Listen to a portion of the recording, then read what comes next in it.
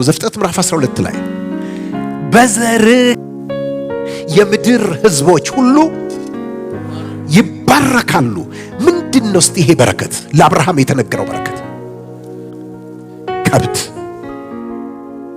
ጊደር፣ በጎች፣ አህዮች።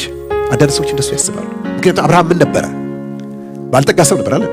ስለዚህ አብርሃም ባለጠጋ ሰው ነበር። እግዚአብሔር ምን አድርጎት ነበር? ባርኮት ነበር። ብዙ ሀብት ነበረው። ስለዚህ እኛ በሀብት ምን እንሆናለን? እንባረካለን ብለው ሰዎች ሰብከዋቸዋል። ተሳስተዋል። ድብን ብለው ነው የተሳሳቱት። በቀላሉም አይደለም።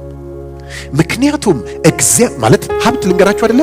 እንዲያው ስሙኝ ወገኖቼ፣ በጣም ሀብት ያለው ጴንጤው ጋር አይደለም፣ አማኙ ጋር አይደለም፣ እግዚአብሔር የለም የሚሉት ጋር ነው። ድህነት፣ ሀብት አንጻራዊ ነገሮች ናቸው።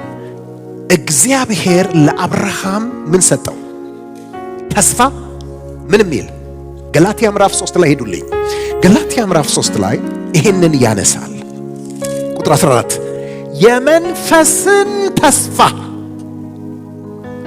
በእምነት እንድንቀበል የአብርሃም በረከት ወደ አሕዛብ በኢየሱስ ክርስቶስ ይደርስላቸው ዘንድ የመንፈስ በረከት ነው። ማለትም የመንፈስ ቅዱስ በረከት ነው።